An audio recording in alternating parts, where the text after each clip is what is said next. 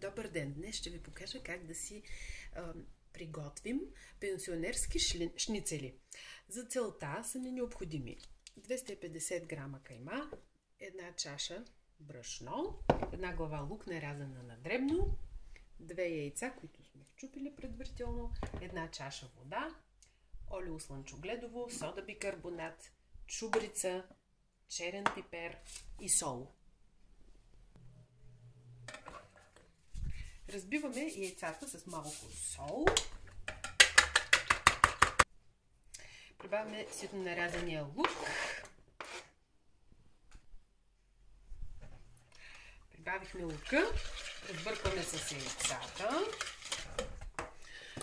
Чашата брашно с ситото. Изсипваме.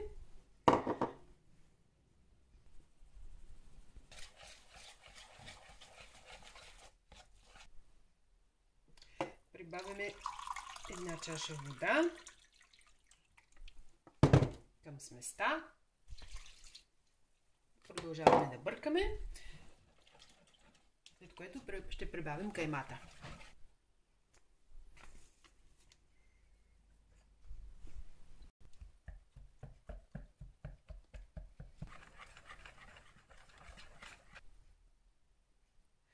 Раздробяваме хубаво каймата и бъркаме, докато се получи еднородна смес.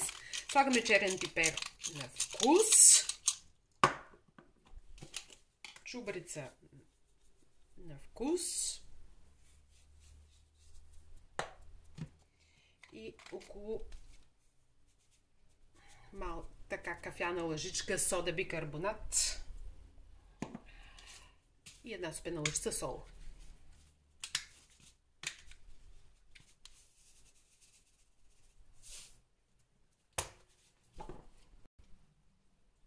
Може да добавим и кимион за вкус, ако обичате.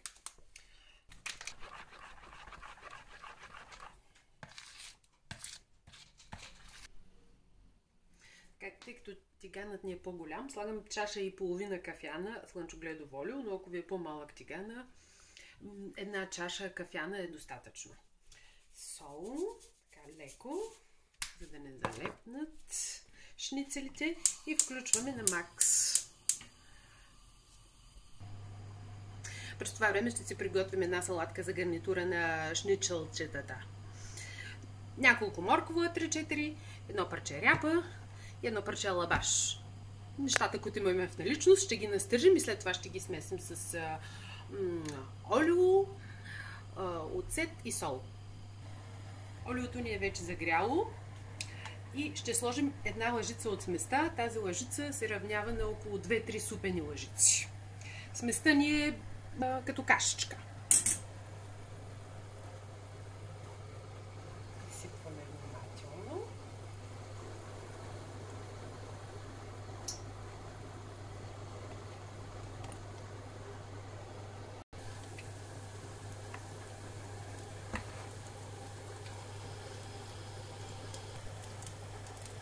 Наглеждаме шницелите и след като започнат така да придобиват златист цвят наоколо и обръщаме внимателно.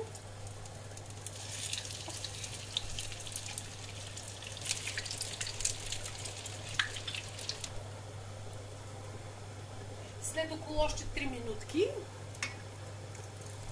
виждаме дали са изпържени от двете страни и изваждаме. Слагаме по една лъжица, докато свърши сместа. Ето и последните ни шницели са готови. Изваждаме ги.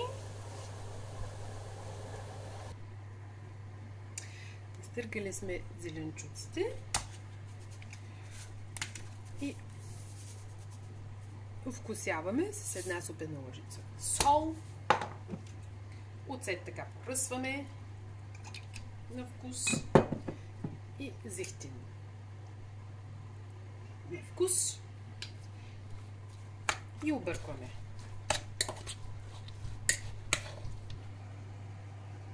Ето как изглеждат нашите пенсионерски шницели с гарнитура салатка и малко горчица, който иска може да се сложи по желание.